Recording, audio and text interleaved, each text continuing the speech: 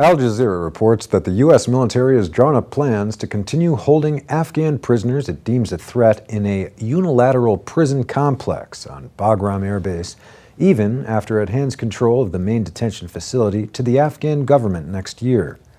U.S. military authorities are expecting to retain control of part of the existing Bagram prison to hold security threats, as well as prisoners who were arrested outside the country and flown into Afghanistan on rendition flights, according to the admiral in charge of overseeing U.S. detention operations in the country. Vice Admiral Robert Harward, the head of Joint Task Force 435, which runs U.S. detentions in Afghanistan, has admitted that the handover of Bagram was not expected to include all the prisoners currently being held there.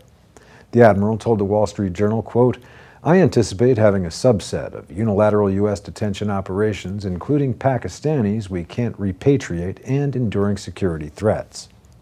The prisoners would be held in one of Bagram's blocks, which would remain under the control of the U.S. military.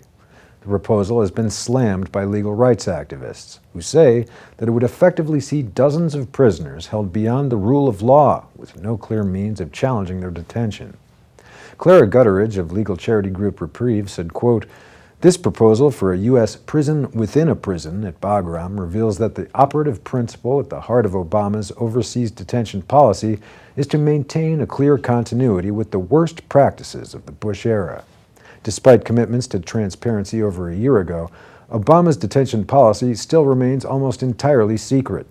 The plan is also likely to be met with opposition in Afghanistan, where there is a widespread resentment at the U.S. military detention of Afghan citizens. With many of the prisoners held on the basis of classified evidence, which the U.S. refuses to share with Afghan courts, concerns have been raised that for some, no regular legal proceedings will take place."